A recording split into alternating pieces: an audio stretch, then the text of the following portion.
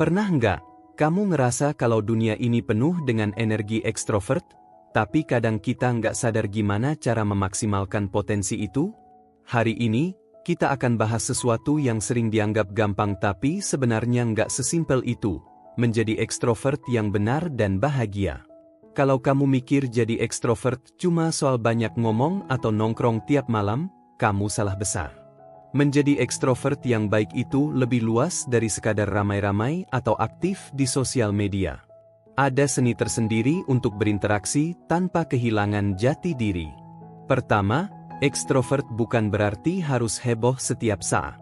Hal pertama yang harus kamu tahu, ekstrovert itu bukan lomba siapa paling ramai. Banyak orang salah paham, mengira kalau jadi ekstrovert artinya selalu jadi pusat perhatian. Padahal, menjadi ekstrovert yang sehat adalah tentang kapan dan bagaimana kamu memberikan energi positif ke lingkungan sekitar. Apa yang penting? Adaptasi energi. Kamu nggak harus selalu ceria, tapi tahu kapan waktunya angkat suasana. Misalnya, saat teman lagi butuh semangat, kamu bisa jadi pemberi energi, tapi di momen yang tenang, kamu juga bisa menikmati obrolan santai. Jangan pakai topeng. Nggak perlu overacting. Orang lain bisa merasakan kalau kamu tulus atau cuma pura-pura menyenangkan hati orang lain. Belajar membaca energi orang lain sebelum kamu membagikan energi. Pikirkan ini seperti wifi, kamu harus tahu kapan sinyalnya kuat dan kapan perlu istirahat. Jangan asal nyebar energi, karena kadang, energi berlebihan bisa bikin orang nggak nyaman. Kedua, salah satu ciri ekstrovert yang bikin mereka menarik adalah kemampuan bercerita. Tapi ini yang sering terlewat, cerita yang terlalu dangkal atau pamer nggak akan meninggalkan kesan mendalam. Kalau kamu ingin jadi ekstrovert yang berkesan, coba berani berbagi sisi manusiawimu. Caranya? Ceritakan pengalaman hidup yang nggak hanya seru, tapi juga penuh arti. Misalnya, gimana kamu mengatasi tantangan besar atau belajar dari kegagalan. Pastikan tetap menjaga keseimbangan. Tidak semua cerita pribadi harus diumbar ke publik. Pilih yang bisa menginspirasi atau menghibur tanpa membuat orang lain merasa nggak nyaman. Coba latihan storytelling dengan menulis catatan harian. Latihan ini membantu kamu memilah cerita mana yang layak dibagikan dan mana yang cukup disimpan. Ketiga, kuasai seni small talk yang penuh makna. Banyak ekstrovert jago small talk tapi sayangnya, seringkali obrolan ini dangkal dan tidak meninggalkan kesan. Kalau kamu ingin jadi pribadi ekstrovert yang beda, ubah cara kamu small talk. Strategi baru, ganti pertanyaan standar seperti, lagi apa? Atau, kerja di mana? Dengan pertanyaan yang lebih unik, seperti, apa hal paling seru yang terjadi minggu ini buat kamu? Atau kalau kamu bisa punya kekuatan super, kamu mau apa dan kenapa? Kenapa ini penting? Pertanyaan yang tidak biasa bikin orang lain merasa dihargai dan bikin kamu diingat sebagai seseorang yang menarik. 4. Jago membaca situasi. Banyak ekstrovert terjebak dalam stereotip terlalu banyak ngomong. Padahal, yang membedakan ekstrovert yang baik adalah kemampuan membaca situasi. Tidak semua waktu cocok untuk bercanda atau diskusi serius. Latihlah beberapa hal berikut.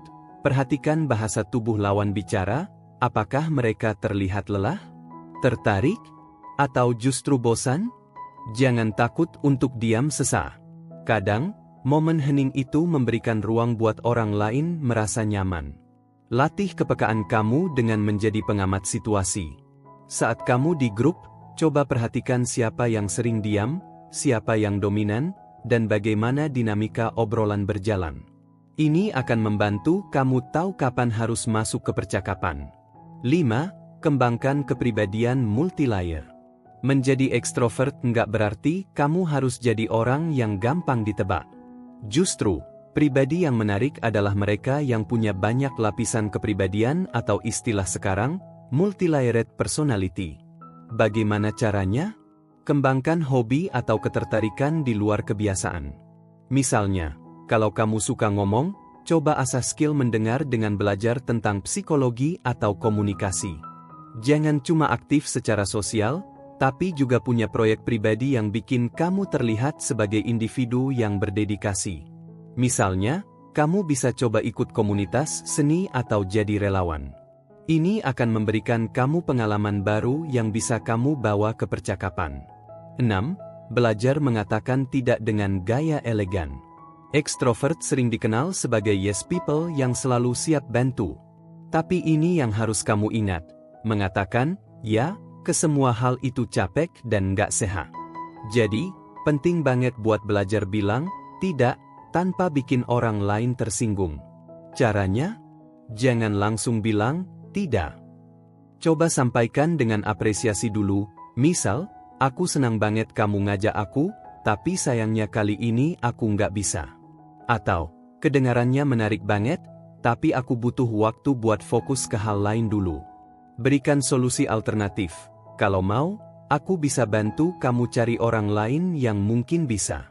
Latih kemampuan ini di lingkaran terdekat dulu, seperti keluarga atau teman dekat, sebelum mencoba di lingkungan kerja atau sosial yang lebih luas. 7. Jadilah ekstrovert yang bisa menjaga rahasia. Ini sering dilupakan. Ekstrovert terkenal suka ngobrol, tapi itu tidak berarti semua hal harus dibicarakan. Kalau kamu mau jadi ekstrovert yang benar dan disukai banyak orang, kuasai seni menjaga rahasia. Kenapa penting?